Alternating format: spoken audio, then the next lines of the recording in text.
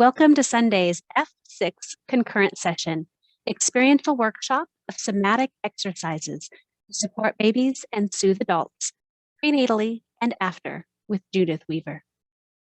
It is my pleasure to introduce you to our lovely speaker for this session. Judyth is a multifaceted teacher and counselor, incorporating extensive training in many diverse areas.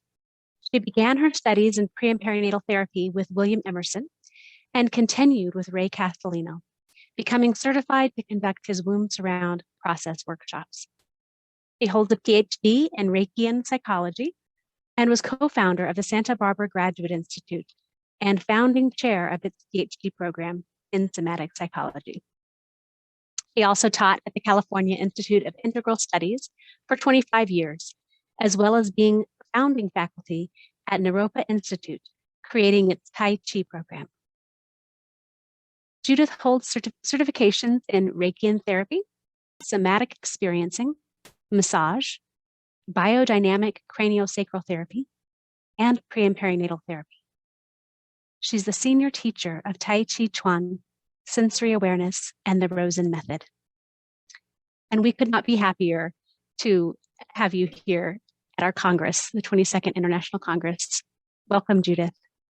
Very much for the introduction. Thank you very much for you people who are here. This has been such a potent, full conference that it was sort of like, okay, enough. We've been taking in so much, and I'm glad you're here because so much of what has been said intertwines with so much of other things that have been said. So I just need to give you an alert that I am on a remote island in British Columbia, and there is a storm coming in. And when storms come in, everything goes out. So if I disappear anytime in the next 2 hours, I don't know what we're going to do, but I'm hoping. It seems to be okay right now. The rain hasn't come. The wind is just coming up. So that would be if I disappear, that's my apology in advance.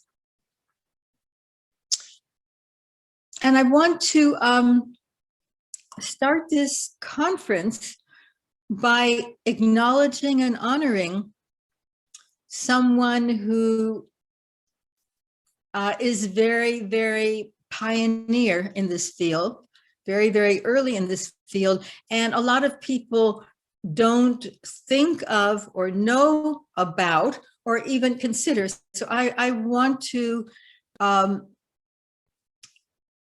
give a lot of credit to Wilhelm Reich, who most of you have probably heard of.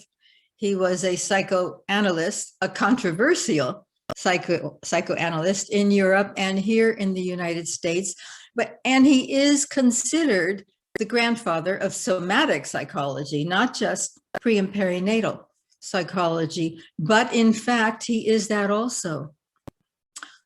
In the 1940s in New York, when he came to the United States, he opened up a clinic for mothers and babies. He had been asked to work with babies who had difficulties, and he said, of course, I can't just treat the baby, I have to treat the mother too. So he opened up a clinic in Forest Hills, and it was the Clinic for Mothers and Babies. It was the Orgonomic Infant Research Center. And his two main purposes was prenatal care, and the second one was birth and the first few days of the newborn's life. Does this sound familiar? This is in the 1940s. The United States government shut him down. They were having some issues with him. And he went on. In fact, I just want to mention in one of his books, which is called Children of the Future, there is a one-page thing that he entitles The Source of the Human No, spelled N-O. It's on my website. You don't have to buy the book, but if you go under Reich on my website, you can read it. And I just want to it's like 1 or 2 pages. And it starts with, when a child is born, it comes out of a warm uterus into cold. And he talks about birth. He talks about trauma. He talks about the first welcoming, being held up and whopped on the bottom. You know, he says, is that a welcome? And his last statement in this piece is, here the no develops, the big no of humanity. And then you ask why the world is in a mess. This was written in the 50s. And yeah, so he's the grandfather.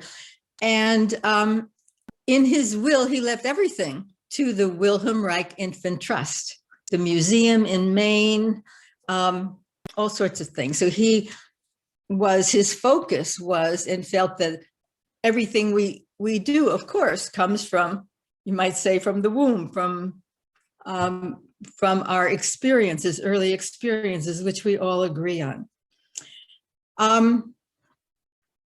His daughter, a medical doctor, specialized in home births and care of the baby. And she traveled around the world 8 times teaching in various countries, teaching infant care, natural birthing, and baby butterfly massage is what she called it. And she presented at the first APPPAH conference in Toronto in, I think it was 1983, the one that Thomas and David Chamberlain created. We met in 1985, and she was my mentor and close friend until her passing in 2008. Talking with David Chamberlain, we put up on the APPPAH website the source of the human no, but I don't find it. So I think the website has been done and it's taken down, but you can find it on my website if you're interested at all. And then I want to acknowledge Wilhelm Reich's granddaughter, Eva's daughter, who is a midwife in Maine.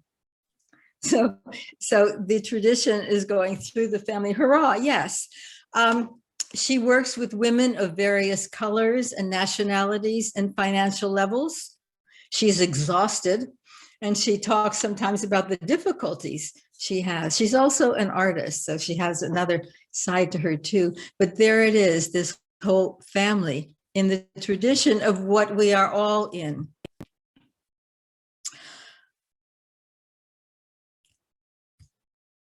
I have been so excited by what is being said these past 3 days. I've been spending 3 days here looking at my computer and nodding my head. Yes, yes, I agree with this. I agree with this. And there are, as I was talking to Peg before we started, there are so many people doing similar things, maybe slightly different, but we're all working in the same direction. And the fact that this Congress is, I think it's wonderful that it's had to be online, not for all of the reasons, but because people from places who maybe would not come are here, are exchanging, are finding out that they're not alone, and that we could get together and do more and bring more into the world. So this presentation is not a lecture. I invite you to open up, unmute yourself, because I'm going to lead you in some somatic explorations, and then I will ask for your responses. You know, lectures and slides, we've seen so many, and they're so important and so wonderful, but they're still talking to me. And it's not just because I'm old now and my brain isn't responding so well, but I forget a lot of things. And I forgot a lot of things when I was a busy mother too. So being told about things sometimes just don't work. But my point is that if I can get somebody to really experience it, to feel it, then hopefully when they're busy, when they're confused, when they're just, it's too much happening, they will still have something from deep inside them, not the brain, but in their gut, in their experience, in their emotion, to help them. So I hope that you can experience what I offer, and then I hope to hear from you. So don't hesitate talking. I don't even know if we need to use well, if you want to use the chat, of course, please do. And then at the end, there will be times for more questions and answers. And also, if anything I suggest and anyone wants to contact me personally afterwards for help or guidance, please do. So I'm suggesting to you that we participate today like babies do, not from our brains, but from our experiences. You know? So for many, many years in APPPAH congresses, I offered sometimes day-long workshops and sometimes shorter workshops, and they were usually called Teaching Adults How to Understand Babies. And the focus was how to be with babies and communicate with them and help them. And of course, there's a lot of wonderful and important work of that in the professional world on repairing and repatterning trauma.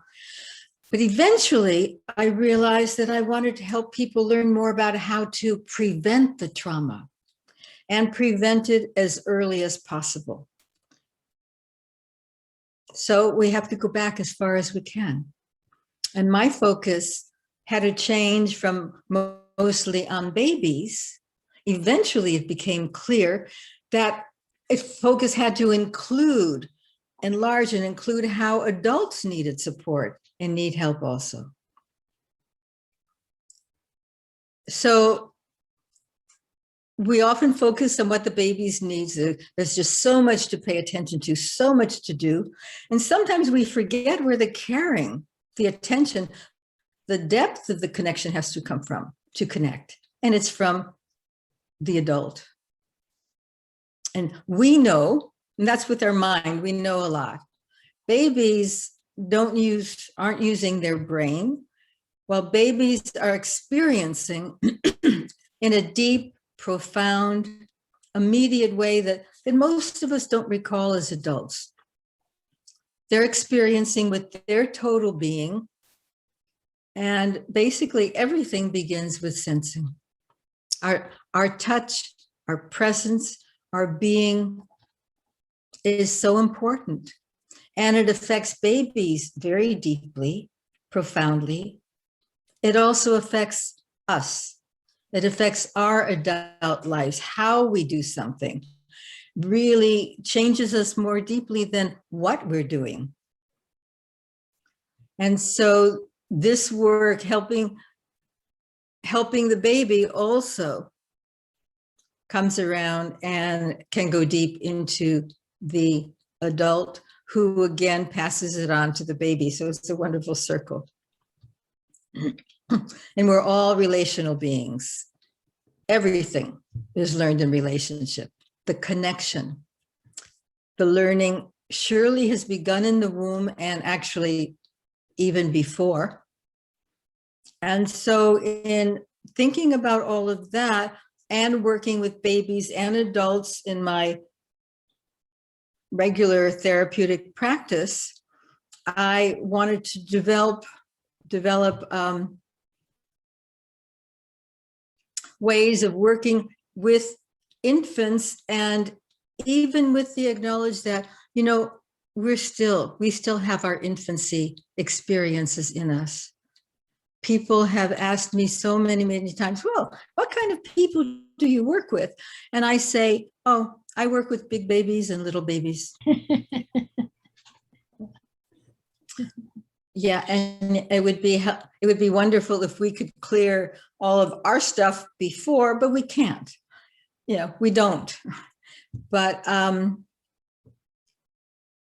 this work, I'm hoping, is helping on all levels. And since I've been teaching this way, including and focusing on the adult as well as the baby, I've been told by many professionals that they've been including that in their own work. I mean, a client comes in or a patient comes in and they take 1 minute and just sit with them in quiet, or just sit and focus on breathing, or just make eye contact, 30 seconds. And the quality and breadth of the experience of the work that they can do after that is definitely changed. So it doesn't take a lot. It doesn't take long, and it doesn't need anything extra. It's just what we've got and who we are. We don't need any items or anything, and it can be done paying attention. Feeling can be done anywhere. So I've been talking about this. Let's just tune in. You can close your eyes or keep them open. Most of us have been here. This is the third day. Excuse me. We've been spending a lot of time on a screen, listening, seeing. How are you right now?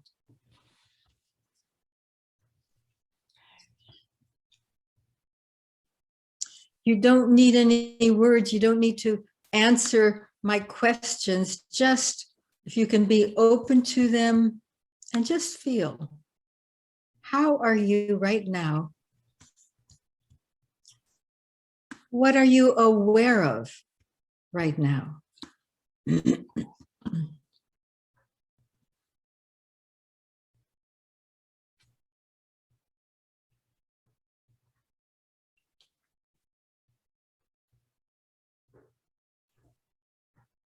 Are you aware of your own breathing?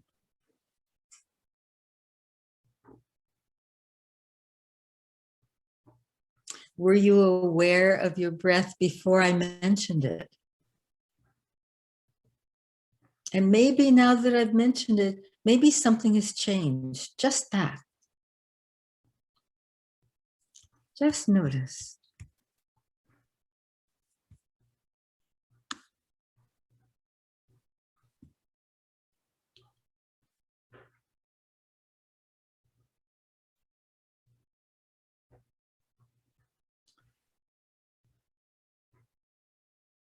Most of you, I guess, are sitting. You might be lying or standing, whatever is comfortable for you. How does your sitting, or your standing, or your lying, how do you feel right now throughout your whole body?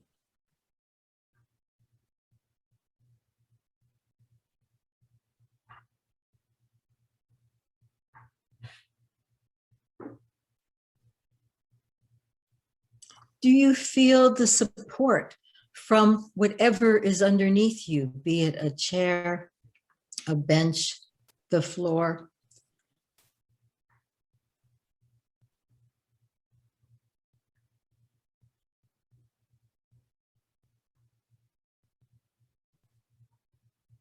Can you feel your own weight?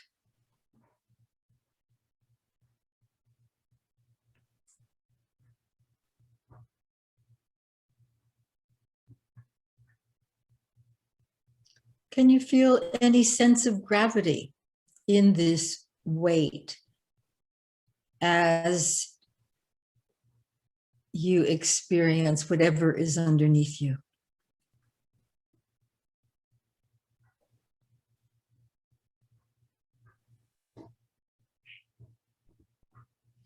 Are you receiving support from whatever is underneath you? Or might you be holding yourself up in any way?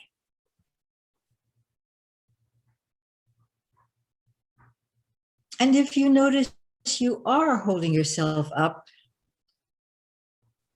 do you really want to do that right now? maybe if it's too tight or too tense or too much work, can you let go of holding yourself up and still receive the support? Still, can you allow yourself to be supported?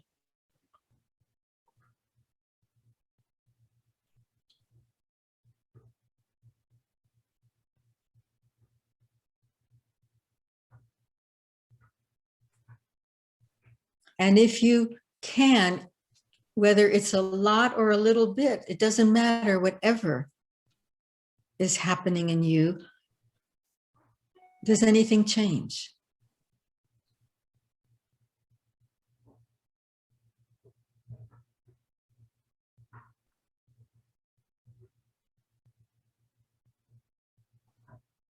Was there any change in your breathing?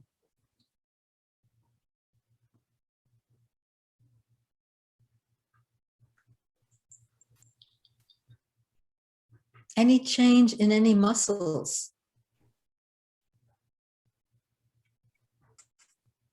Maybe, as I mentioned it, you notice that you can even receive more support, and maybe that releases some holding you've had in your muscles. Just notice there is no wrong in this work. It just is as it is. And everyone is different. And if we did the same or a similar thing next time would be different too. So no judgments, just coming to know ourselves a bit better. Maybe connecting more with ourselves. An awareness of what is.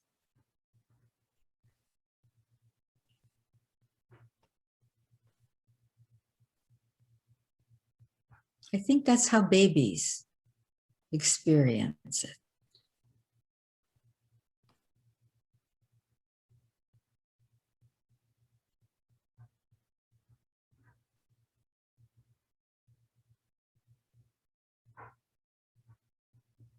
Where in you do you feel the movement of your breath? Could be anywhere. Just notice where you feel it this moment.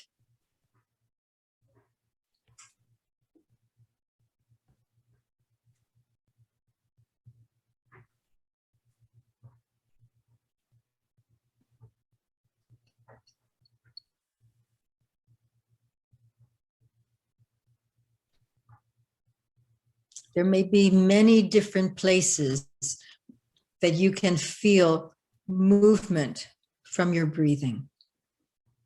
Just noticing where and how it feels to you now.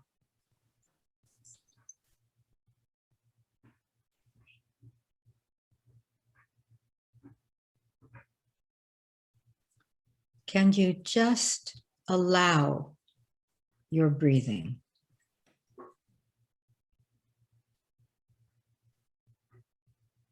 What does that mean to you?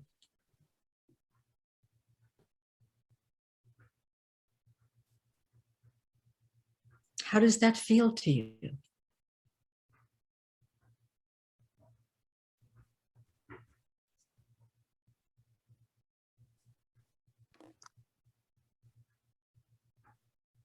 And if you take your hand and touch somewhere on you, in you, where you do feel the movement of your breath, just a light touch, what happens?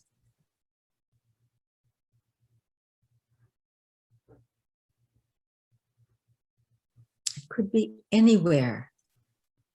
Now that I mention it, you might be experiencing your breathing in a place that you don't normally expect. Just noticing. And now just touching.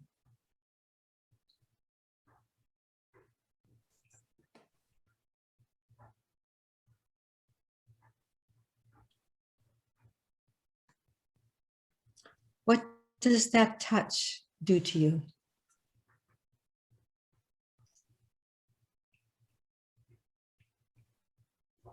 Does it make any changes in you?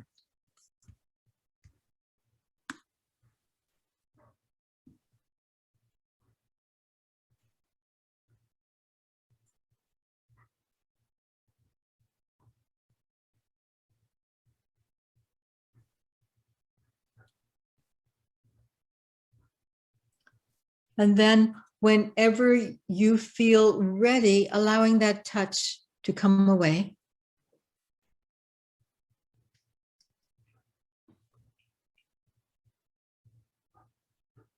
And what are you aware of now?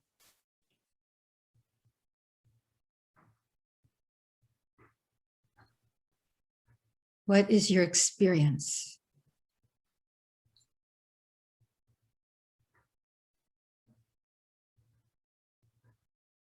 Is there any difference in you, in your breathing, in your sitting or standing or lying, in how you experience yourself?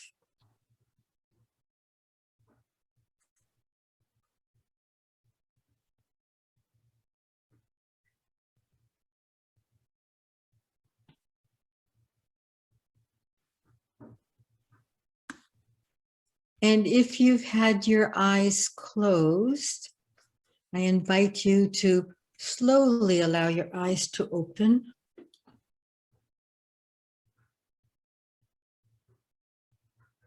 And allow whatever there is for you to see to come to you.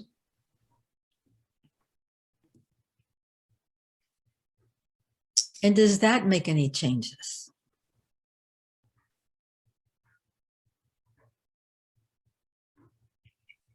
In your breathing, changes in how you experience your sitting, maybe changes in how you receive the support from underneath you.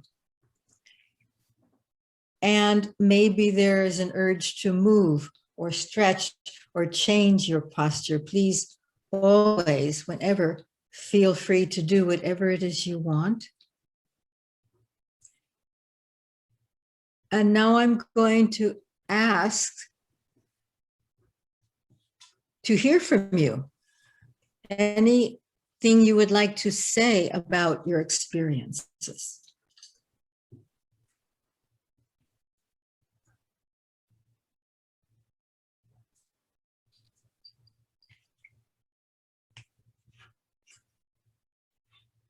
Laura. Yes, well, I realized I had a breathing rhythm. And that was like my first contact. And also feeling the supporting part. Mm-hmm. Very good. And then I place my hands on top of my legs because I'm sitting.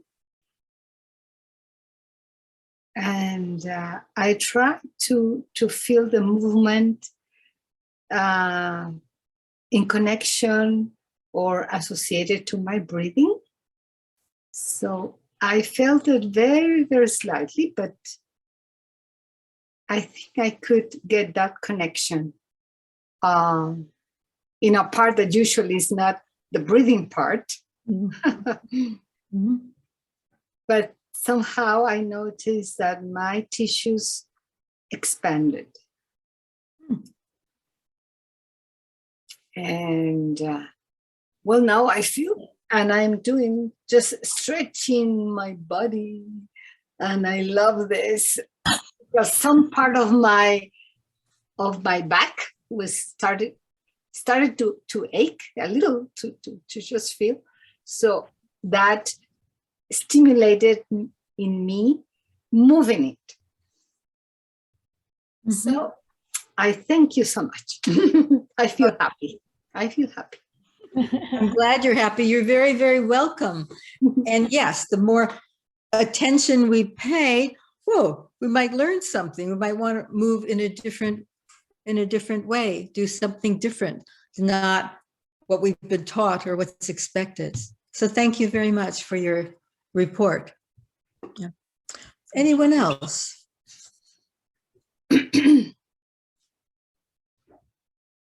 Well, I've been doing a meditation similar to this, where fill your heart and empty your mind, Buddhist meditation, and so I started doing that, and it was very familiar and calming. But when you said to touch the place, I touched my heart, and all of a sudden my heart felt supported in a way that I hadn't felt before. It felt warm and supported.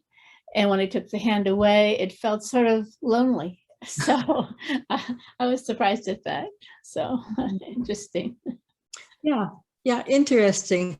There are so many things that we just take for granted or do because we're so smart or so civilized. Yeah.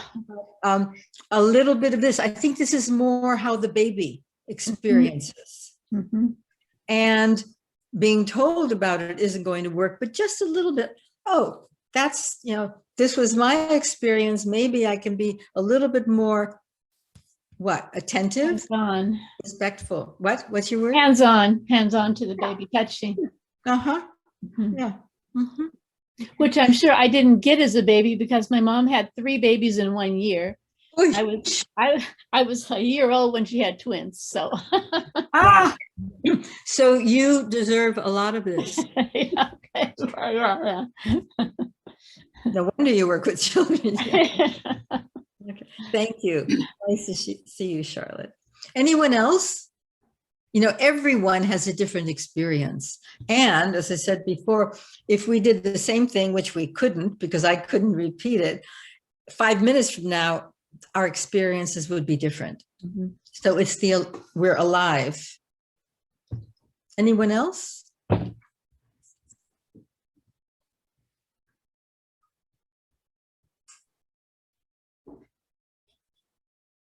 Hello? Yeah. I could feel, I was standing for most of it because I'm in my kitchen. I felt very supported all around, and I just got out of the havening talk where we were doing a lot of delta stimulating things. And so I felt like I was in a pretty good place. But then when we got a little bit more quiet, I could feel that there's such a kind of a buzz that comes when you're in a seminar or a congress like this, where there's so much information. And for me, I'm a PPNE student. I'm just working to absorb as much as I can and taking notes and things. And also I have my children at home with me this weekend. And I felt like this kind of like hidden, frantic isn't the right word, but this kind of like electric, I want to absorb as much as I can. And I also have these feelings of like guilt with not being with my kids, and they want to see me, but I'm also kind of attending to this. And when I could just like feel that in my body, and then something right after that, you said something about this is what an infant's experience is like. And I really identified with that, as mothers, we have infants on our hips and we just cruise around with them everywhere and talk to them about what's going on. And even if we're very engaged with them, that doesn't mean that they're not maybe having their own sense of franticness and overwhelm with everything that's going on around them. And they don't necessarily have a vehicle or a tool in their pocket to help them. And we as parents, or we as facilitators or educators, can provide for that. But it was really interesting because I was kind of in my own feeling a little bit of that electricness, even underneath all of the Delta work that we had just done in that session. And it made me realize that, first of all, that was going on. And second of all, that when you said that about an infant's experience, I really, really identified with that very much. Yeah. Thank you for that. Laura, go ahead. I have a question. Can you tell us or think of a difference between the havening that we just made? I was in that workshop as well. And this work that you don't instruct us to do something, but just to be aware of our feelings, our senses, sentient being, no? Yeah. That's wonderful. I was in the havening workshop also, and I was going to mention that. It's so interesting. So later on, when I talk about, give suggestions about how to be with and touch babies, I would suggest to the parent and suggest to you that you suggest to the parent or caregiver, try the touch and try the stroking and try the tapping, various things. And different people have we all have different responses to this. And stroking is one way. I personally, that stroking was wonderful, especially here, but just the touch for me is quieter. Mm-hmm. So I would, in working with a parent to be, and I'm going to suggest it, that we do it before the baby comes so that the adult knows, oh, I don't like stroking. It makes me a little bit too jittery, maybe touching or maybe tapping or something. And what I will suggest later, or maybe I'm just suggesting it now, working with the adult before the baby comes, let her and him try different places. Oh, I really, really like this. This, that really feels a lot to me, or here. So I'm going to suggest that before the baby comes, the adults get enough explorations on themselves so that they know what really works for them. That doesn't mean it's going to work for the baby, but there's more chance. And if something like this calms me down, even when I'm nursing or something, when I need to be calmed down, or this, whatever it is, I've got my menu going. So I can be prepared. Havening, I think, is wonderful. The interesting, again, some more history. This work was created back in the early part, the 20s and the 30s of last century, by a woman who was not a psychotherapist, who was, but she influenced, and this work has influenced many, many different kinds of psychotherapies. Wilhelm Reich being one of them, but others too, somatic experiencing, all of this work. And it was just simple exploration by a very, you might say, simple, sensitive woman. And it has been taken on by pediatricians and all sorts of different dancers, different people. Mostly at music, all sorts of things. Mostly more women than men in the field, but there are so many different ways. And I think different personalities, different needs, different ways of working for people make the difference. I would say that this work is the sort of the basis, and so many other things are built upon it. A little bit here, a little bit there, a little bit there. Ilana Rubenfeld's Synergy combined this work with Gestalt and with her being an orchestra conductor. Things like that came together. Oh, and Feldenkrais. So different people. There's Traeger, and Feldenkrais studied this work also. So there's been so many pieces of it all over. Here you get the bare bones, because I'm a bare bones kind of person. Okay. Well, Yeah. Well, and Judyth, but before that, the Tibetans and the Chinese were meeting in Beijing 3,000 years ago in medical conferences and talking about the mind-body connection. And I've studied parenting all over the world. And what I found in Bali is that 3 times a day, usually in the schools with the young children, the teacher will say, put your head on your desk and just totally relax your body, let your thoughts go, let yourself just be here. Anything that was bothering you before, let it go. So it's an ancient teaching that's just come through to Western psychotherapy, because I've been a psychologist for about 40 years, and we couldn't even talk about this kind of stuff 20 years ago. It was thought about it being religious. It was thought about being woo-woo cookie, you know. Well, yeah, and that's one of the reasons why Reich was so persecuted. A few others too, but touch, he was the first person, one of the first people. Yeah, when you said he did this, and in fact, yeah. And in fact, the amazing thing is, just yesterday, I was late for one of these conferences because I was with the Reichian Museum, which was celebrating Summerhill was 100 years old. Oh my goodness. And A.S. Neal's daughter is now running it.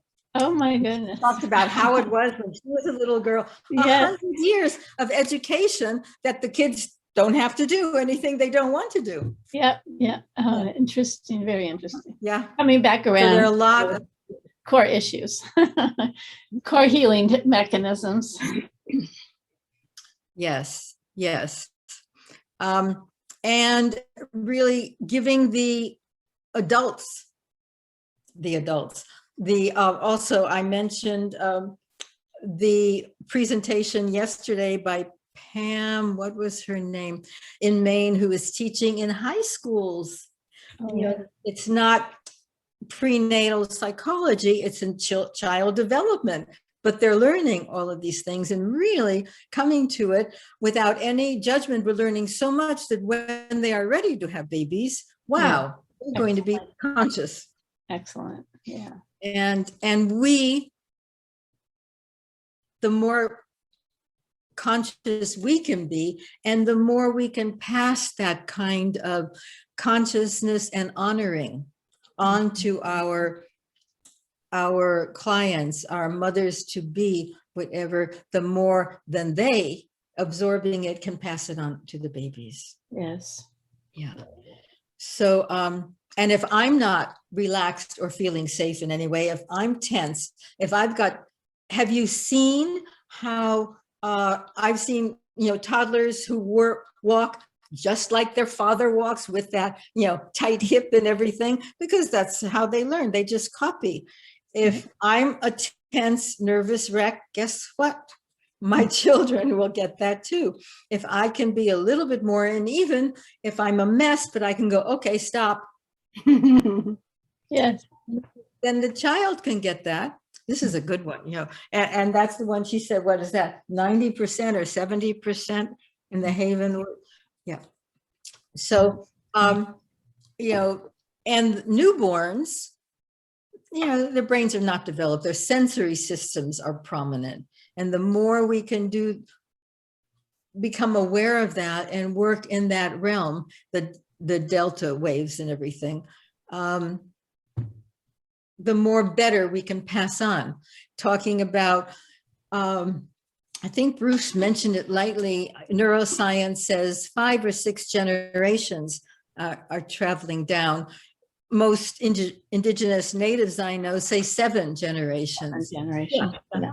And amazing that I presented when I did a Friday morning live. I think, Laura, you were there. There is a report out of Harvard that men and women whose mothers have experienced stressful events during pregnancy regulate stress differently in their brain 45 years later. Wow. 45 years. Mm-hmm. This was a long-term study that demonstrated how the adult brain responds to negative, stressful situations more than 45 years after birth. Wow. How we handle stress is linked to a long time ago. I mean, and I've worked a lot with Holocaust survivors and children and grandchildren. It's all there. We've got it. And what are we going to do about it? There are things we can do, and maybe this might be one of the biggest. Yeah. So I would like to again invite you. Is there anyone want to say anything else? And let me invite you. You may just have a little inkling of an experience, that's a lot. It doesn't have to be big and beautiful. It's, don't hesitate, because speaking it is another way of acknowledging ourselves, paying attention and letting it out. And what you say might help somebody. So I'll just say that I studied this work. I don't experience this work with Charlotte Selver, well, since 1968. And there are so many times when I felt, ugh, or I fell asleep in class or whatever it was. But one other person saying something went, oh, it triggered something in me that I had experienced and wasn't even aware of. So don't hesitate. Don't be embarrassed if all you have to say is just one little thing. One little thing is really big and very wonderful, as babies can teach us too. So one of the things to prepare for being a parent, I think, I've been sort of alluding to it, finding some safe places for us, safe gestures, safe sounds, whatever it is, what would feel good for us to go to that that maybe can be, I'm thinking of the havening again because it's so fresh. I don't know if I would want to do that in public, but maybe just putting my hand here or something. I don't know, but let's explore this a little bit, shall we? Okay. So again, just I always go to the breath and wait. Mhm.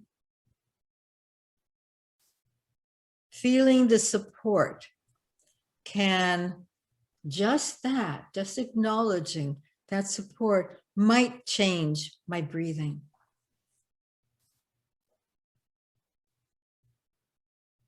It might change. And now that we're tuning in again,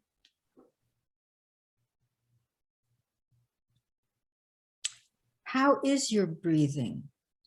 How is your weight now? And is it different from what, 15, 20 minutes ago when we paid attention? Are you different? Yes, we are different. So how are you right now?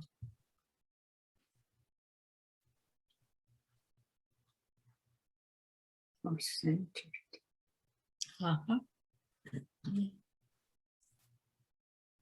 And I'm going to invite you, when it feels right to you, to take your hand and maybe put it on the top of your head.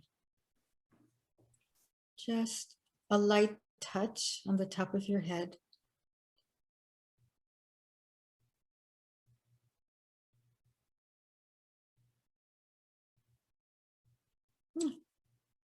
So your arm changed, the position, everything. Touching the top of your head, feeling the weight of your hand on the top of your head. I wonder if that made any other changes in you. In me, I think I feel heavier where I'm sitting.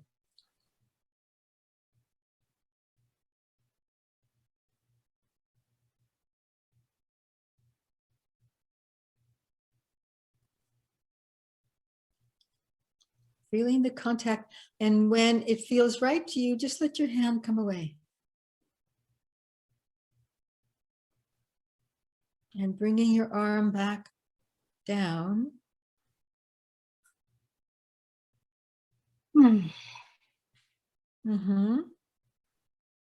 A sound. What else is different in you? Surely your shoulder is different where you moved. Mhm. Maybe you still feel the touch on the top of your head. Do you still feel the contact of your head in the palm of your hand?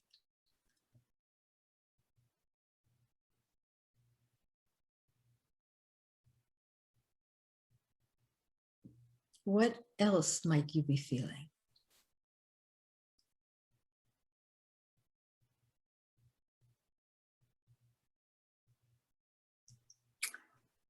I felt my breathing rhythm here in this part of the head, Mhm.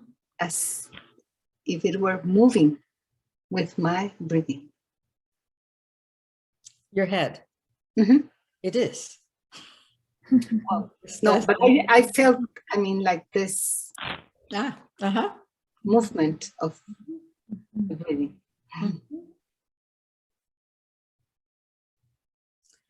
Now let's take your other hand and bring it up to the same place. Maybe same touch. Is this the same weight or is it different?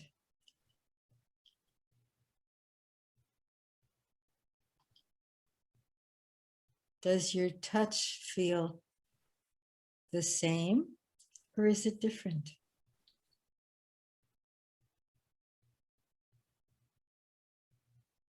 How is your breathing?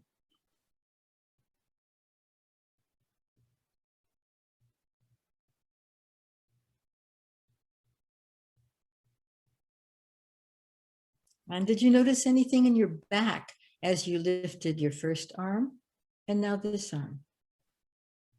And when you want to, bring your arm back down.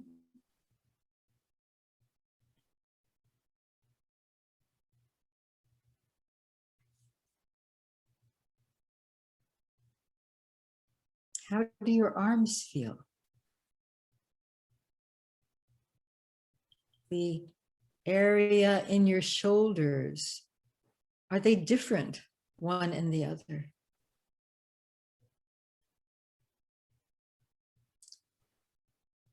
And your hands touch the same place, the top of your head.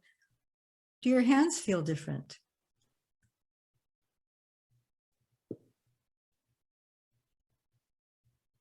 Hmm.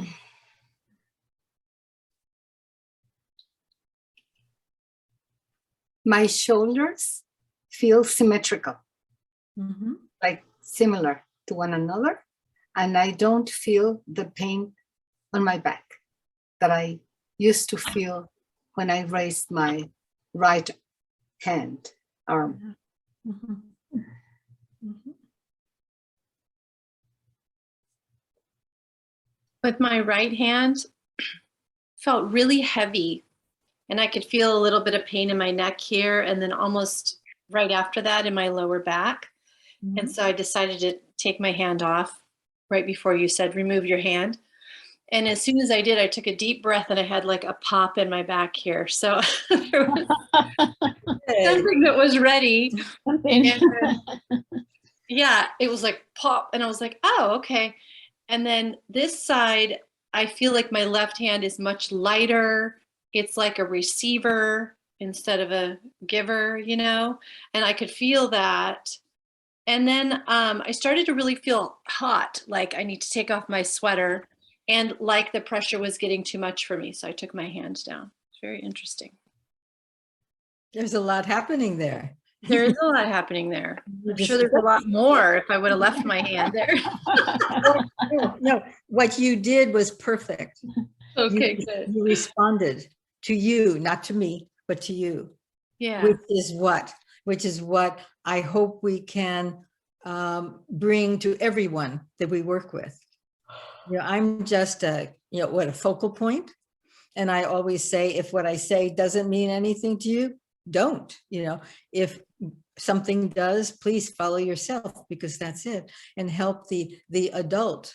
I mean, children know this, and we stop them from paying attention and responding. And so now, if we can allow ourselves to come back and pay attention and respond, then it won't be so scary to us what the children are doing, and we can allow them even more. Yeah. Anyone else? Anything else?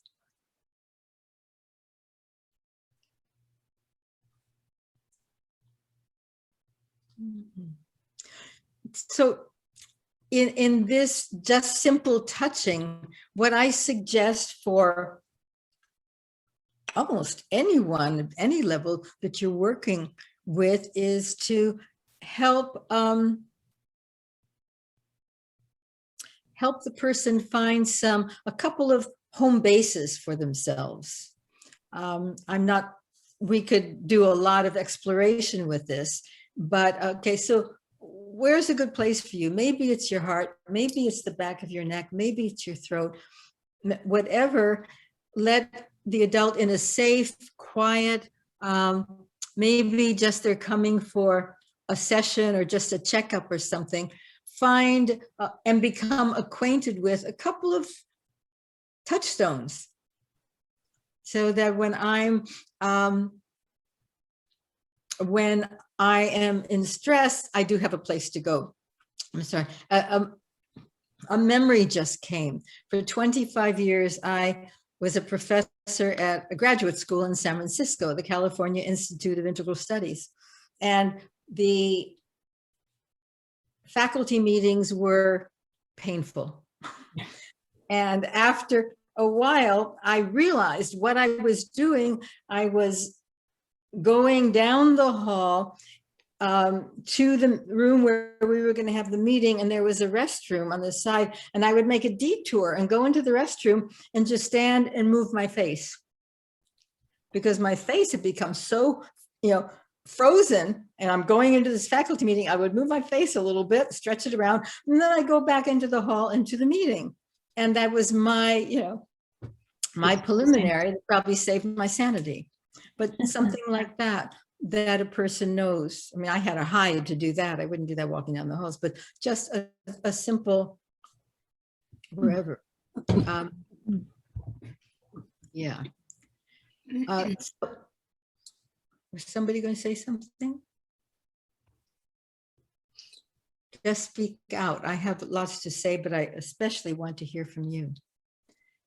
No, I was wondering that if you didn't do it in the corridors of the hospital, you could invite them to practice it 10 minutes to all the nurses and people there. And, Yes. Yes, and they would understand, Yes. Yes.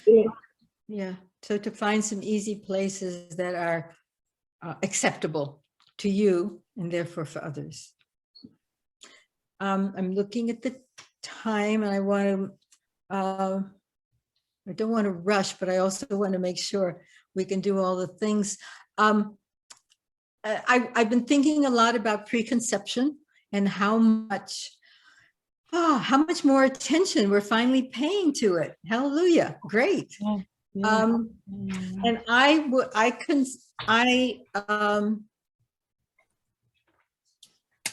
with some point, after we had the groups this morning, I told about being a doula and having the father talk into a tape recorder, so when he wasn't there, the baby could still hear, but also encourage the parents who want to be parents to talk to the baby even before they're pregnant.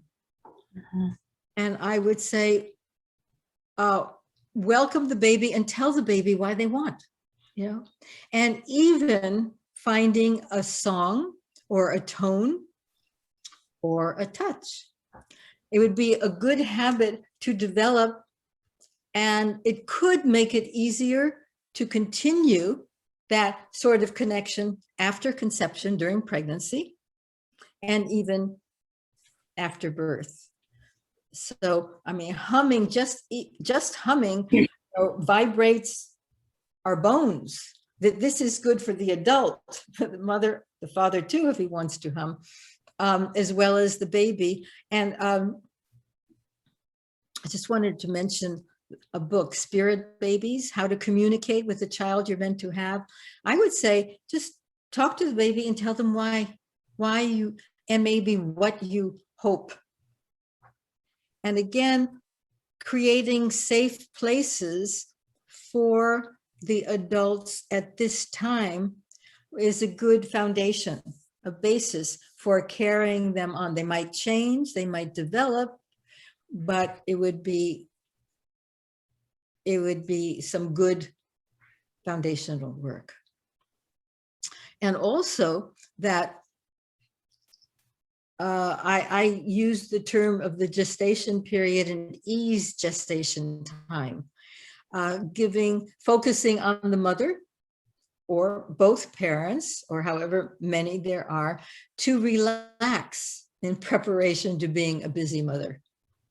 Time to explore herself or himself and learn ways to support and enhance their health and their ease to prepare for the baby. I really do think that kind of self-attention, like here are some places that I really, really like. That. I think it could continue on and help lessen postpartum depression, which is now called peripartum depression. And I think it might also assist and support conception. Just like I have some ways that I can support myself. So baby, when you come in, you don't have to do all the work taking care of me. Yeah, which some babies do feel they have to do, but what am I going to do to take care of me? So again, easy breathing. And this would be a good way for even working with partners. How about if I'm sitting here and my partner puts their hands on my back? We can't do this unless you have someone there, but just that. Just maybe imagine feeling somebody touching your back and how you would feel your breath differently. Mm-hmm. So you can teach this to couples. Absolutely. Putting hands on each other at a time. Yes. And the feeling, right? Bringing the other parent in with experience and responsibility. Oh yes, definitely, yeah. And rubbing the back, whatever it is, to focus on breath. A good one for, either somebody doing it or happening for yourself is one hand on your forehead and one on your occiput. Bring your hands there. We've got contact with the prefrontal cortex and the primary brain. So this could be very, very balancing.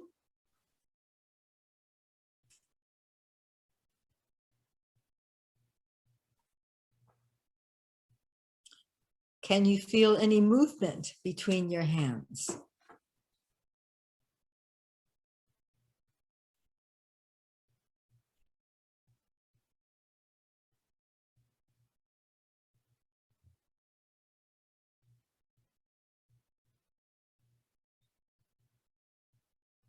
While your hands are here, whether or not you're feeling movement, where else in you might you be feeling movement?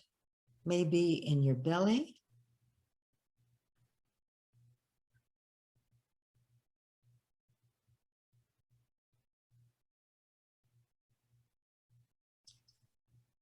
Maybe in your sacrum.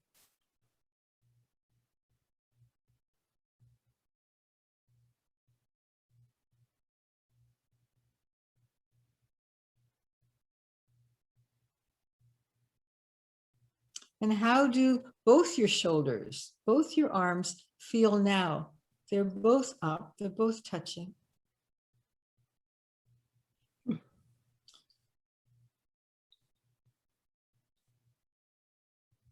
And does the touch on one of your palms, is it different than the touch on your other?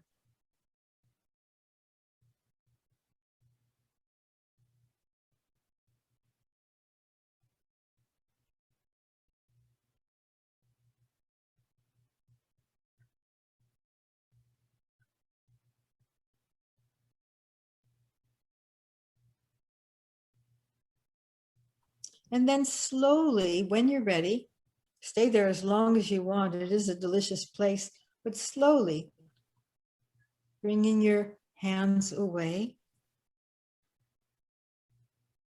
what happens?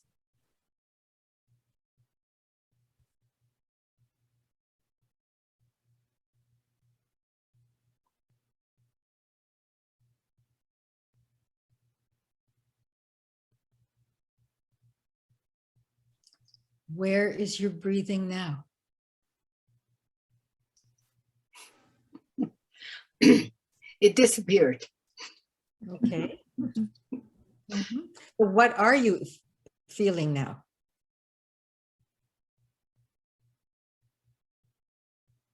I'm feeling my head Mhm. more evidently, and I didn't feel movement, but I did feel connection between one hand and the other, like an energetical connection. Uh-huh. Yes, very nice. I even thought when I have insomnia, I'm going to put my hands like this while I'm Yes, this would be delicious. lying down. Yeah. Yeah.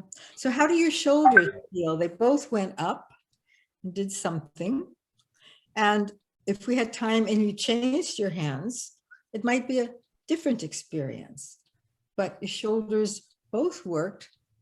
How are they now?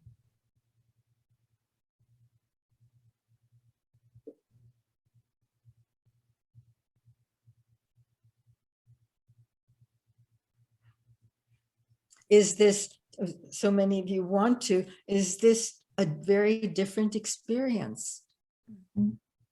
Yes. How is it different?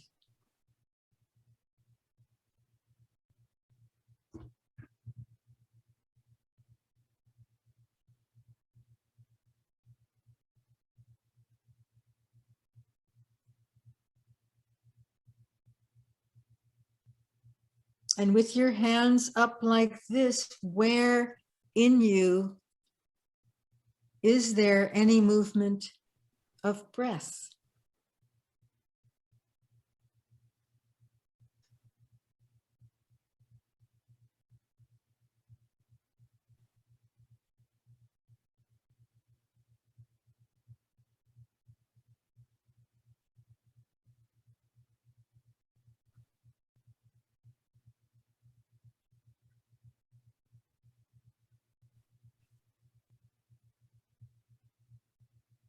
And notice what happens as you very slowly let your arms come away, your hands come away. What changes in your back, in your chest, in your shoulders?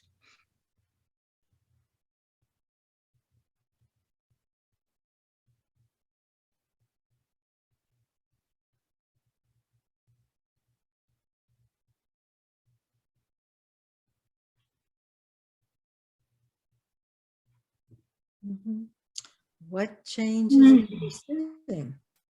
Yes, Laura? Yeah. I felt movement, sort of like energy, expansion of energy out, not inside, but like pushing a little my hands. And that felt very nice, a different kind of connection. It wasn't an inner connection from the top of my front head to the back, but it was some type of a pulling energy, expanding my hands out to the out. It's quite an adventure, isn't it? And it feels. Yes. And encouraging or introducing adults to this kind of adventure and encouraging them. I mean, it's things that we don't pay much attention to. And it's sort of like a baby, you know, exploring. Here we're an adult exploring and learning a little bit about ourselves, which will be good foundation for us when we become more responsible for a little one or something. So this can, especially today with so many people, mostly on screens and tubes and all sorts of things, but to bring them back to Oh, what happens when I swallow? My gosh, I had no idea. Right, we didn't have the idea, but if we get the sense, oh, this is what happens. That's amazing. And help them tune in more to their organism, to their beings. It can just support them on all levels and certainly help them even understand the infant who explores a lot this way without directions, just all the way, and can really make a nice bonding. Anyone else? Anything you would like to say?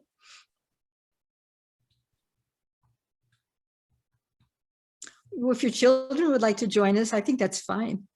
I was just told to get the camera off, but Yeah. there's Oh. guinea pig and kiddo. Uh-huh. Can you say hi, Solomon? Hi. Hi, Solomon. Hi, Solomon. Great. Thanks for sharing your mom with us. Yeah.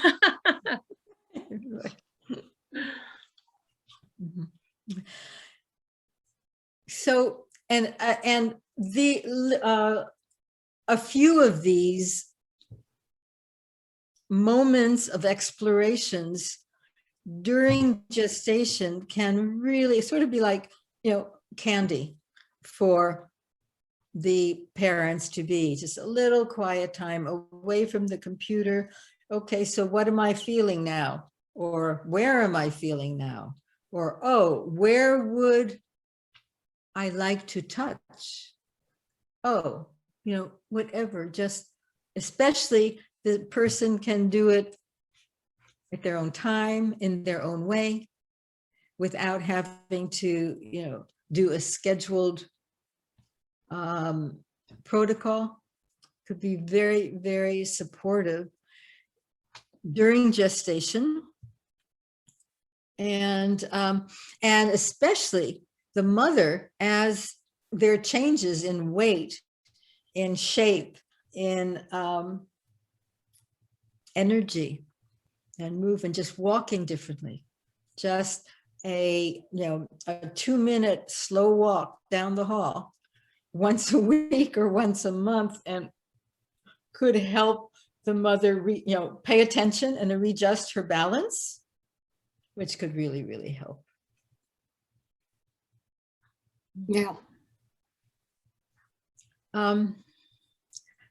Another thing, especially in the third trimester, to help the mother find a home base, a touchstone, is, okay, when I'm nursing or when I'm feeding the baby, however, and if I feel I need something for myself, how can I do this? Well, I've got an infant in one arm who's either attached to me or whatever.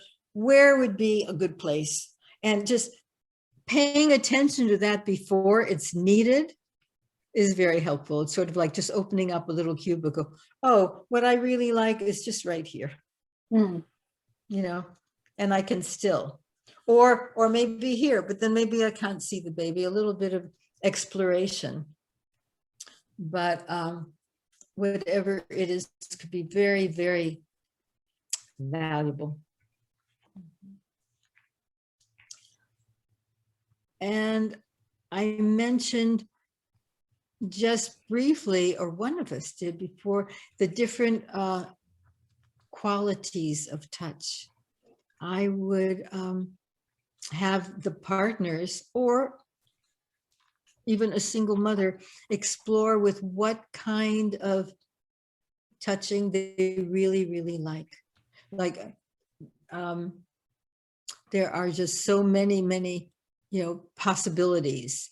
There's tapping, there's stroking, there's tickling, using nails, or just contact. What kind of touch really can support me? So when I'm in need of some sort of support, I don't have to go run around and find it, but okay, just that. The safe places and the safe qualities.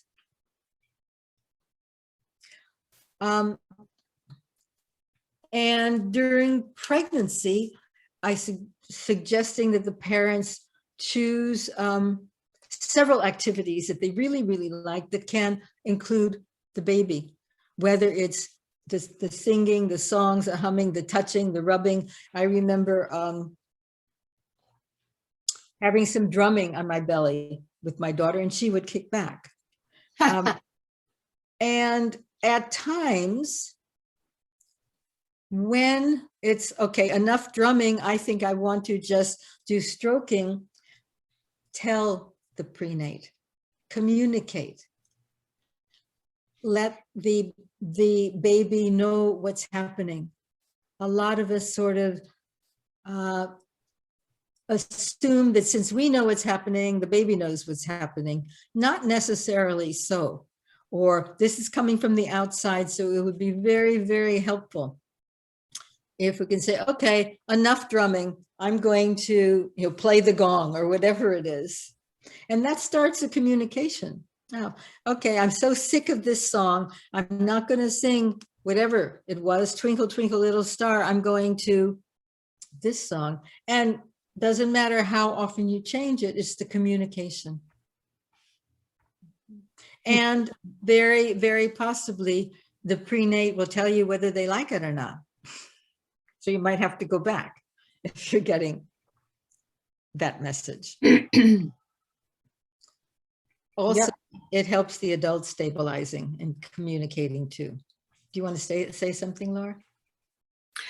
Well, sorry to take up much time, but No. one of my sufferings as a midwife is my cold hands.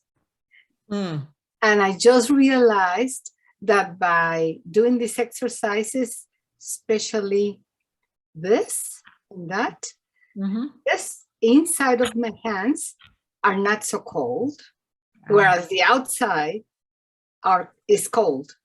Interesting. Wow. So maybe I'm instead of doing, oh, I'm going to touch this belly, baby, sorry, mama, sorry, I'm doing these quick movements out of my nervousness and my, prejudice against myself, or putting it on top of the warmer, because here in Mexico, and my house is especially cold. Now it's like an igloo. Well, Yeah. very, very cold. Igloo. Igloo. Yes. And but I think I'm going to practice this more to see whether the soft and sensing movement in secure places in my own body will help me, instead of just being afraid that my hands do not warm quick enough. No, I'm while you're talking, I'm thinking maybe you want to warm up your hands on your neck or under your arms, in your armpits. Yes, that I do. As a stethoscope to check on a baby, I always wear my stethoscope underneath my arm. Oh, yes. But here it's a good idea. Yes. Wow. Yeah. Okay. Yeah. Or maybe teaching the woman to explore these parts in herself, that would allow me to do it for myself. Yes, that's great. Warming your hands. Yes, I think that's brilliant. You're warming yourself and you're helping her and teaching her at the same time. That's fantastic. Okay. Great. I'll remember. Where are you? Mexico City. Mexico City. It's that cold, huh? Oh, yes, because we usually don't have heating systems in our home. Yes. Yes. Yeah. And my space I'm now, it's in the basement, and we have a lot of earth and plants around. So it's cold and humid. Yes, I know the cold of Mexico City. Yes. So again, practicing with the partner or other adults. And another thing that I consider very, very important, and if we were together in a room, we could practice it with each other, but the difference between me touching or me telling you that I'm going to touch, and even me asking that I'm going to touch, may I touch you now? All three of those have different responses. And we know what we're going to do. The baby doesn't. We just assume, you know, we got it, we're going to do it. And the baby deserves the acknowledgement, the respect, the time and space. So just even, I would suggest that the partners practice that, because again, when the things get busy, they get busy, and you can say it fast, hey baby, I'm going to pick you up, you know. That's all it takes. It doesn't take much more time, but keeping that acknowledgement in there. So I would suggest with partners trying 3 ways of touching. So just, you know, one partner is sitting. Well, why don't you do it to yourself? It doesn't work as well. But if you've got your eyes closed, and of course you're an intelligent being, so you sort of know what's happening, but just bring your hand to touch somewhere, shoulder, top of your head, whatever it is you want. And just touch and feel that, feel the touch, the connection, the however far it goes.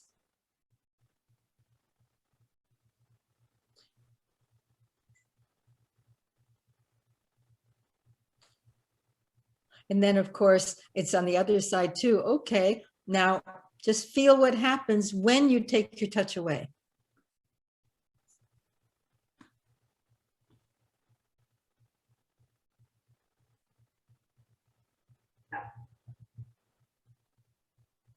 And just notice what changes in you. We usually don't take the time and pay attention.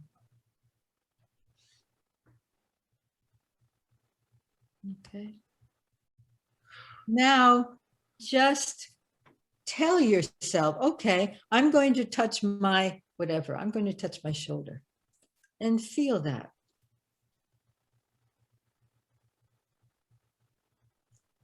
Is that touch different?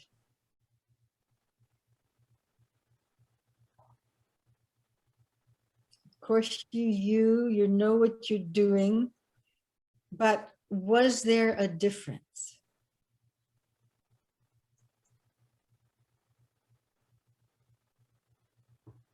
And then, okay, I'm going to take my touch away, feeling that and noticing, is that different?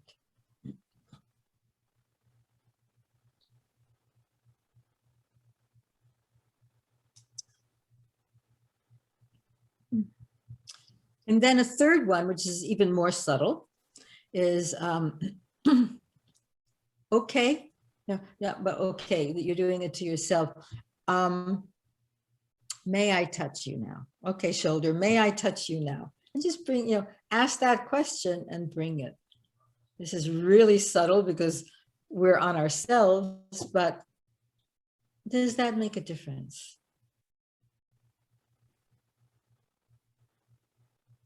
I think it will with the partner, and I know it will with the baby. So, okay to take my hand away now?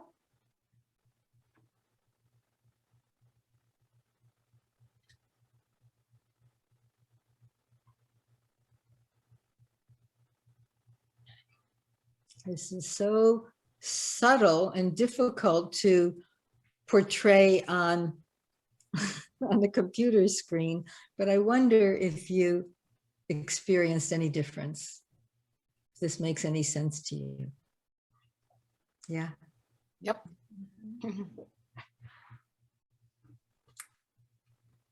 Great. So practicing with adults, amongst adults, first of all, that would be wonderful for the adults to have, to experience that kind of respect and everything, and have that sort of language, even when things get chaotic and the baby is born. It surely is important for the baby. Hmm.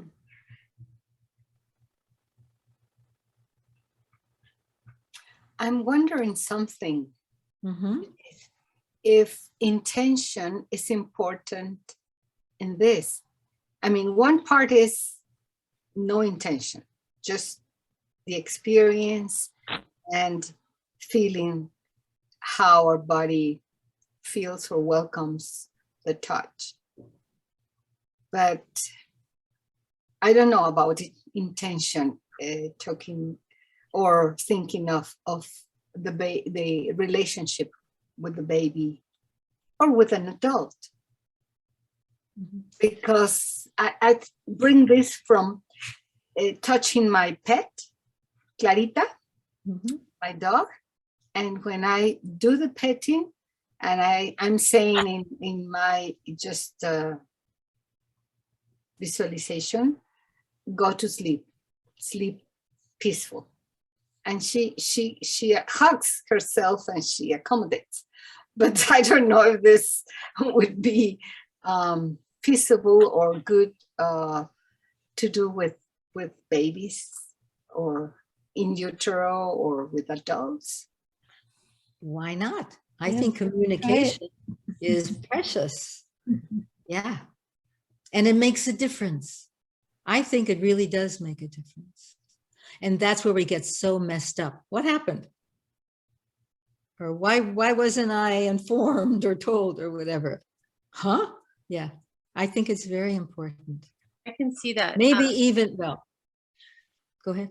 I was going to say, when I work in the neonatal intensive care unit, I'm working in there for feeding and swallowing, but I'll often help with hand containment in a, we call hand containment, where you put along your feet and along the head for just like a gentle pressure to help soothe the baby while the nurses are putting in an IV or anything. And I noticed, because I'm an extra pair of hands, I'm not putting in the medical device, but I'm there to help soothe. And the nurses will sometimes look at me, but I will tell the baby what we're doing and why we're doing it. And I will explain that, like if they have to have a feeding tube, that there's a tube in your nose and it's going down to your stomach to give you extra nutrition until you're strong enough to do it on your own. And it won't always be there, but you're going to feel it in the back of your throat, or I'll explain that the IV or a heel stick. And I think there's so much more of a sense of allowing when you're communicating to the baby what's happening. Like, here's what's happening and here's why. And it's interesting because the parents will watch, and often the comment they get is, they're not usually there for procedures, but often the comment the parents will say is, I just love how you talk to the baby. And I'll say, I want to teach you how to talk to your baby that way, and tell them what's coming or what's going on. They feel what you feel. So if you're having a really stressful time, you can say, I'm really, really stressed. I bet you noticed that too. And I'm sorry, it's probably affecting you too. And it's really interesting to see parents who've maybe never been introduced to that idea before just totally accept that just inherently deeply inside them just makes complete sense. And it's so cool because there's not a lot of like, oh, is that real? There's a lot of, yeah, because they can see their own baby responding to being communicated with. And I'm like, you're going to be the most powerful communicators to your baby. It's not me, because I work in the NICU. It's you. You're going to be the experts in communicating and co-regulating with your infants. And anyway, to your point, it's really cool to see how helpful it is for an infant to explain ahead of time, or even after the fact. This is what's going on. This is what's there. And this is what we're going to work on. And I'll explain those things aren't always going to be there. Like, you're not going to always have that blood pressure monitor on your leg, and you're not always going to have that temperature. You're not going to always have the intubation tube in, I think it's super, super powerful. Obviously, it's powerful. Oh, absolutely. That's so great that you do that. Where do you work? Where? I used to work in the neonatal intensive care unit at USC in Glendale, California, right by north of Los Angeles. And now I work at Huntington Hospital in Pasadena. So yeah. As you're talking, I'm thinking, hey, in the hospital, the adults don't even get that kind of respect. Yeah. You know, Well, But- I also work with adults, and it's interesting what you're talking about touch, but I'm a touch person, and I know that there's some, talk about the, Me Too movement and don't boundaries, but I will just instinctively reach for people and touch their shoulders, or I'll brush their faces if they're having trouble waking up. Some of my patients have COVID. They haven't been touched in a sweet or compassionate or present way. And their doors are closed. Visitors are 15 minutes. It's awful. And some of them are dying. And I will inherently put my hand here and rub and just, hear or help them. And it's amazing the alertness you get, the responsiveness, the sometimes lowering of heart rate if they're tachycardic, or tachypnic if they're breathing too fast. Just the presence of someone who's there to help them therapeutically, but help them in a way that is therapeutic in a human to human connection way. Richard. So Yeah, cool. Richard. yes. I often think like the therapy I do as a speech pathologist in the hospital, like the therapy, like we're going to exercise your throat muscles to swallow, or we're going to pace you while you're working on the bottom. I feel like it's kind of like a sidebar to The real what one. a presence of mind offers therapeutically to a healing Yeah. soul in a medical setting. I think it's just called get up on my being soapbox human. about that, but I think it's so powerful. It's so It is. powerful. It is. That's so I have- wonderful that you do that. I appreciate that, because often, since I work with kids to adults, I find the experiences in the NICU or in the hospital when things aren't explained to them are carried throughout their lifetime. And you will always find that what I call energy cyst or trauma, or they're constantly hurting that area. And it doesn't take much for us to tell people what goes on. And they so appreciate it. And my concern with this 6 feet distancing, how we're taking away the true meaning of touch and heart to heart connection that we need as human beings to be whole. And, Totally. and it just kills me. Yeah. I touch and hug everybody. I don't care. Yeah. People say, oh, you can't, you can't this, that. And I think, well, come around the corner. You need a hug, But, I you know, appreciate that. I Mhm. think so many people in the medical setting, in nursing homes, Mhm. who touches them? Nobody. Who touches them? Who comes and holds their hand? Like, Yeah. I am. They get a shower once every other day, and that's just a shower. But You are right, Peg. And that's as Yeah. much touch as they get. They And they get, and- probably, I Yeah. mean, it's to well, me, and touch is the survival, and I think the support of the soul. And it is, I mean, Absolutely. vestibular system balance and touch create where we're at. Without that, then you get that idiosyncrasy of deprivation, and it just kills me, because I keep thinking, I keep telling people, we're not rhesus monkeys, folks.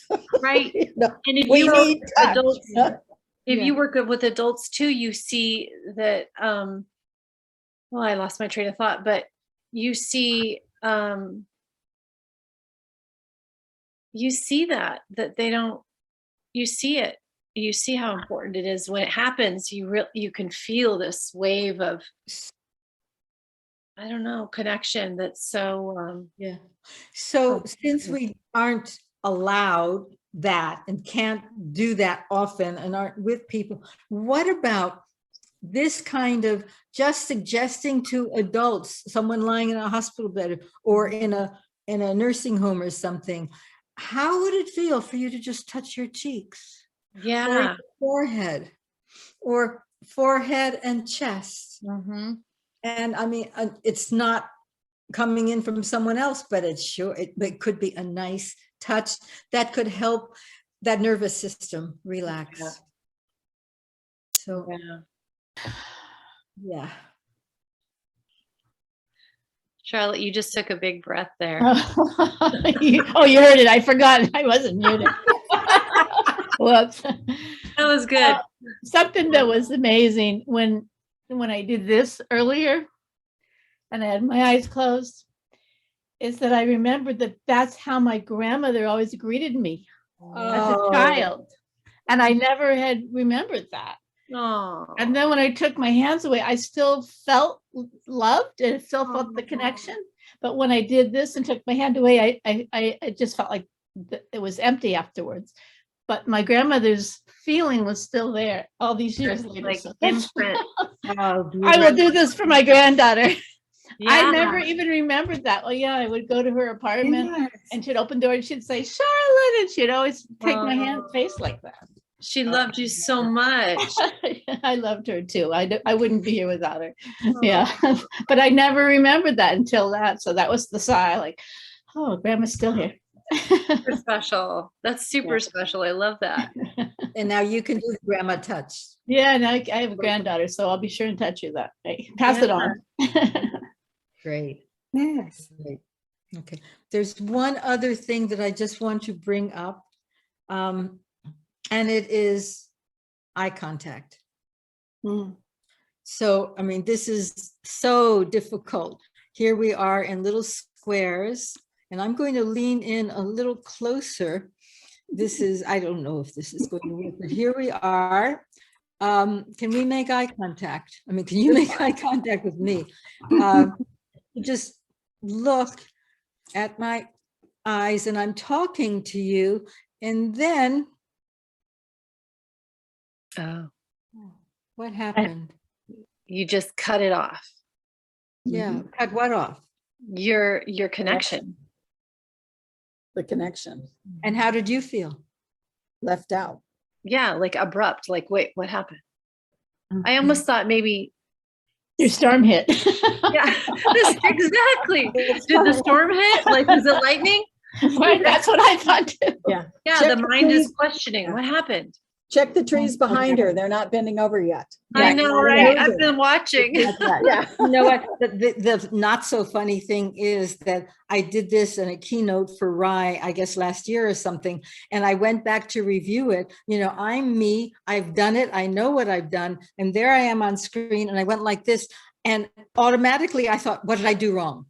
You felt it. Your own self. You My watched own self. your own that's self how- and you felt it. That's how deep and horrific it is. So with eye contact, whatever adult laying in a hospital bed, a child, it may sound funny, but I'm going to move my attention, or No. I've got to go look at something else. Okay. Yeah. It honors and Mhm. really makes a difference. Good point. Yeah. I I even learned do that that- with my kids and my cell phone. Sometimes I'll say, guys, I need to stop and return this text to your daddy, or hold on a second. Can we pause this because something's come up? Because I get a better response, and because I think it honors whatever we were involved with is still going to be there, but I need to step away for a minute. This Right. is so important. And you're honoring the child, the other person. Yeah. I got the attention. So they left or whatever, but I was honored. I'm not just a whatever. So important. Or I have to put you down now. I'm putting you down. I have to go and do something. Just talk to the baby. They may not understand our words, but they understand. Yeah. Or Or intention. even when the baby starts to cry, and if you can't go right that moment, if you say, honey, I hear you and I'll be there soon, they'll stop crying oftentimes. Yes. Yeah. Yeah.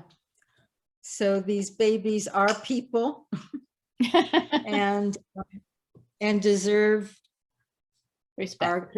our respect and communication. Yeah. Yeah.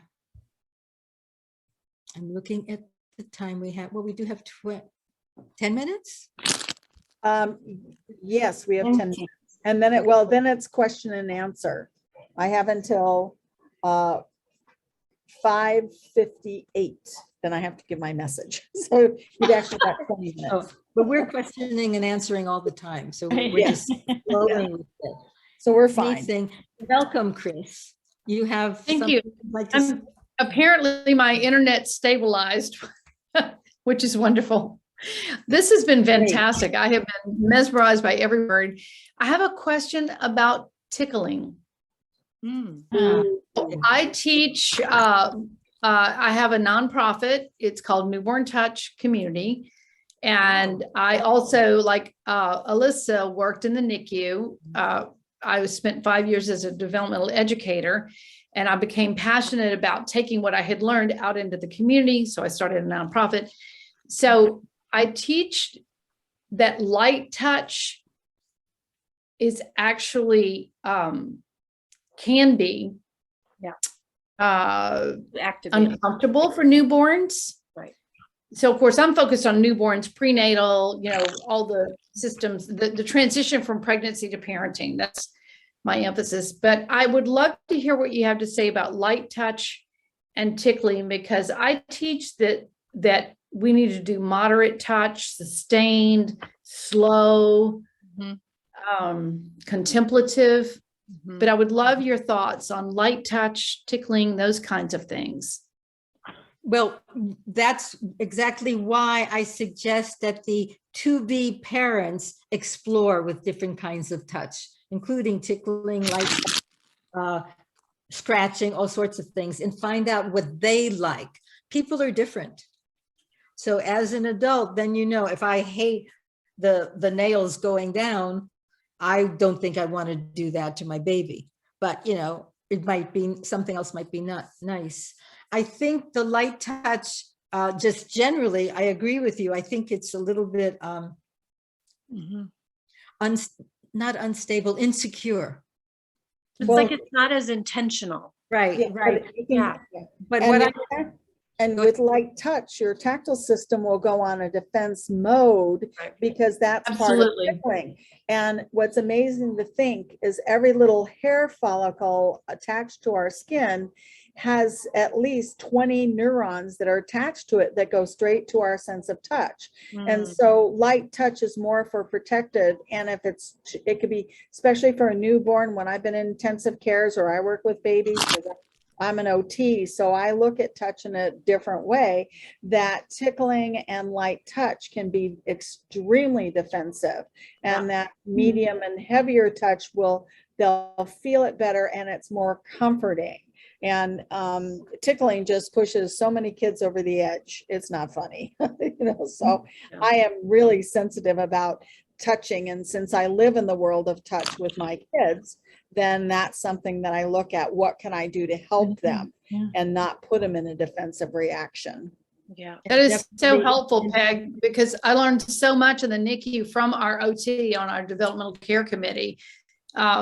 And also from some of the neonatologists about how, that light touch, they actually call it sham massage, where, it's how they differentiate it by the benefits of moderate touch. And also, I have to confess, I come from one who was tickled by an older brother. Yeah. And I loved it until I didn't. Hated it. Then there was like that instant switch that would flip.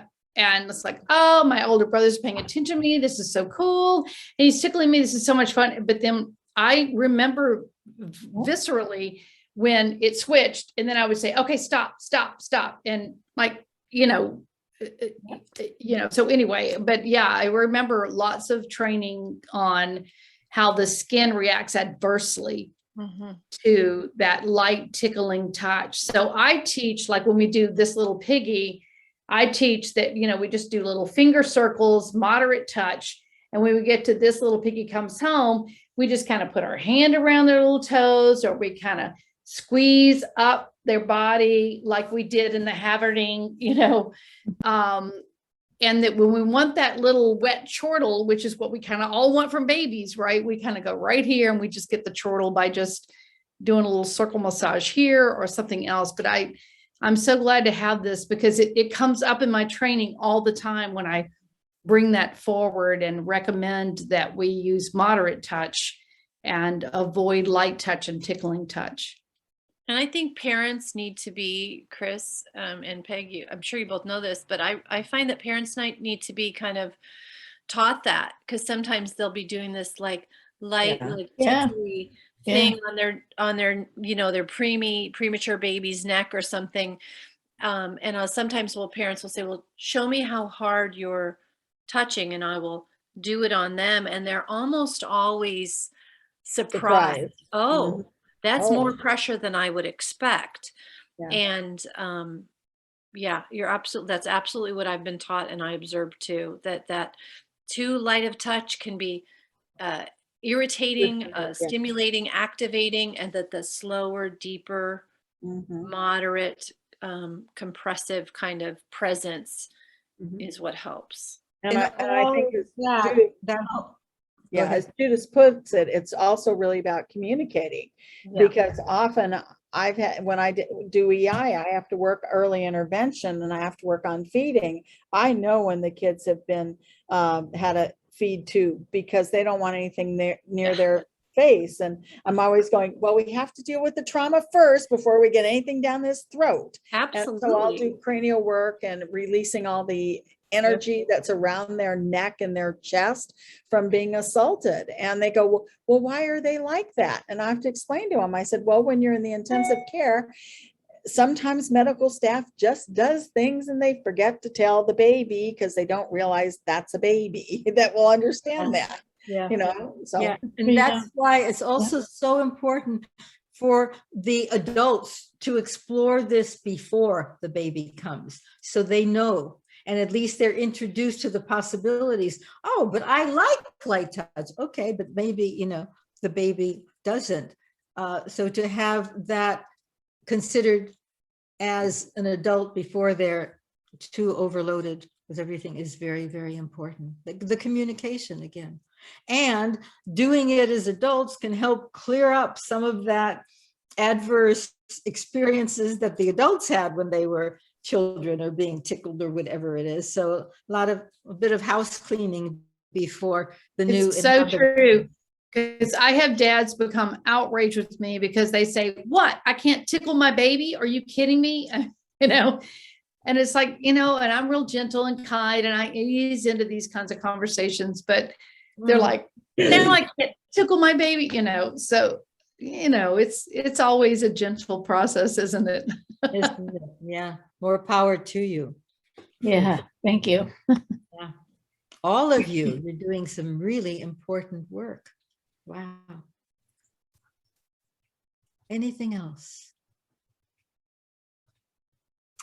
I would say that experience is our teacher, and to do it, what do you say?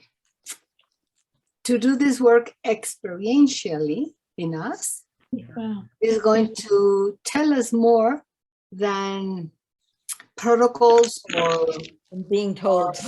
yeah. Yeah. Yes. I consider that of great importance. Yeah. What, you're going to tell me how to be my baby, but if the guy experiences it, he might be able to have some understanding as to why it might be fine for him, but not for, or maybe he hates being tickled too, but he wouldn't admit it. And more concern for the baby. Well, then maybe asking him, do you remember something when you were a child that tickling was threatening or uncomfortable for you? Or I wouldn't ask because there are too many stories and too many cover-ups. But to explore physically, somatically explore, then we don't have to tell him, he'll find it. Okay. Yeah. Thanks. Yeah. And I'm curious, do you mind if I ask where everyone's located at? Yeah, me too. I'm curious too. Chris, where are you? Yeah, Chris, where are you? So I'm in Northeast Florida. I live on a beautiful barrier island, just south of the Georgia state line. So we are famous during hurricane season. And then after hurricane season, nobody even knows. So I live in Atlantic Beach, Florida, and it's absolutely beautiful. So come visit. The weather's great. I grew up in Miami, Florida. So. Oh, wonderful. Okay. Hello, Erin. Welcome. Hey, sorry, I've been listening the whole time, just kind of on that downshift of conference 3 days in. Yeah. It was nice to have it not just be PowerPoint. Thank you. Yes. Yeah, for me too, I'll tell you. And where are you located? I'm in Greensboro, North Carolina. Uh-huh. Hmm. And we have a chat. Susan says that she is near Seattle. Uh-huh. And Charlotte, are you still in Oregon? Yeah, I'm not in Eugene anymore. I'm in Portland now. Oh, really? Yeah, I moved to Portland. The pandemic taught me I was too far away from my kids and grandkids. I wasn't in anybody's pod. So Oh no, you gotta be in somebody's pod. I know. I loved Eugene 46 years, but there I was in this big house by myself. So decided to move. And so Judith, that is really your backyard out that window? Up on Cortez, yes. Yes. Cortez Island. It looks like a virtual background at first, I thought. I wouldn't know how to do that. Well, you knew how to do that. That's pretty amazing. And those trees bend sometimes. Oh. And a raccoon hasn't stuck his head in the window, which I'm grateful for. Well, he knows you're busy, so he's giving you Right, some right, space. right. Heavens, yeah. Mhm. Okay. Charlotte, my former host family that used to live in Cleveland moved to Portland. Well, that was almost 60 years ago. Portland, Oregon, Portland, Maine. No, Portland, Oregon. Oh, really? Okay. So if I go back visiting, then Come visit me. Yes, I will visit you. Please do. Yes. I love that.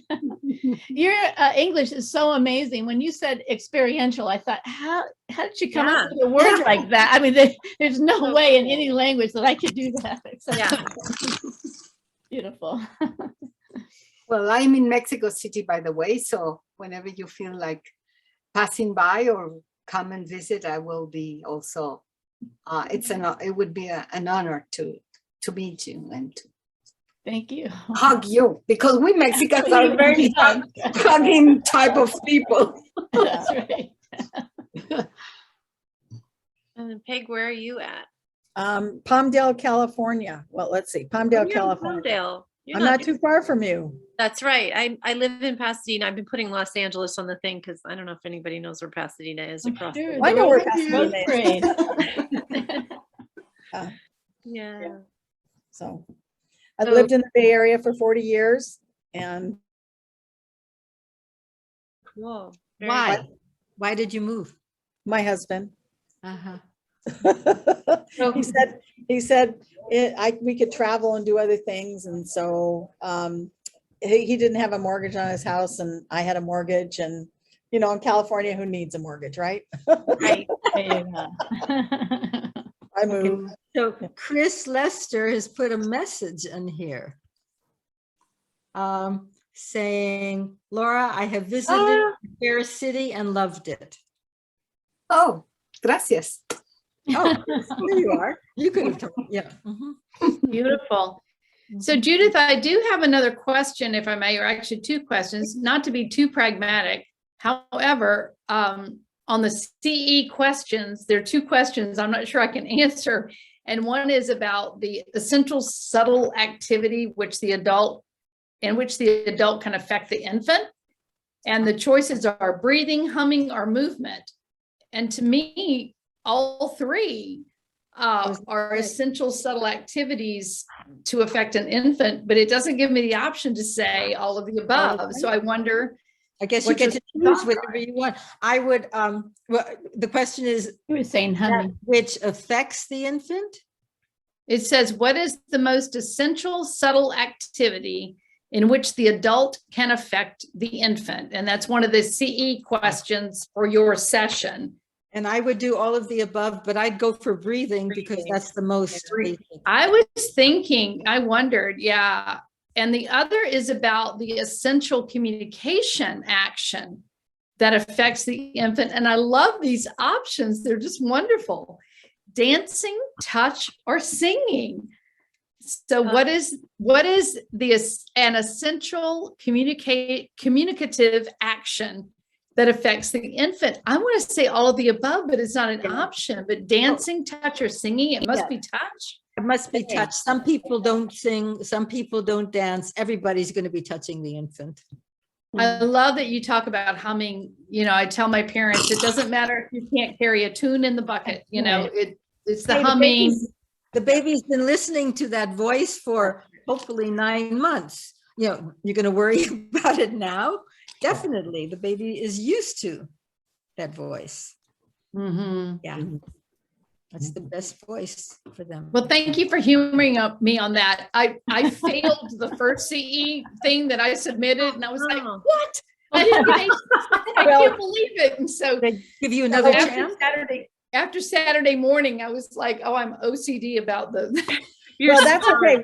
What we've had I don't problems like to with- make B's and C's. Like, No, forget no. about it. And thank you all for coming to be here with me and playing. You notice, you might say it's just, you know, child's play. Well, it's child's life and death play, really, really important. And we adults need it as much as the babies. So thank you for coming, and please just, you know, pass it on. It's simple, you all have it. And thank you for all the amazing work you're doing. All of you. Thank you. And you. Thank Yes. you. Good night, Now, everybody. now, everybody, Bye. there is a closing ceremony for that Raylene's going to do. So please join us. It's just a couple of minutes. So join us over there in the program to find out where you need to go. Right, Thank have to you. get there. Okay. Yeah. 10 more minutes. We could do this. Yeah. Thank you. Okay. Thank you, Judith. Thank Bye, you. Judith. Pleasure Take seeing care. you again, and I'll let Nancy know. Everyone. Thank Great, you. thanks. Bye, everybody.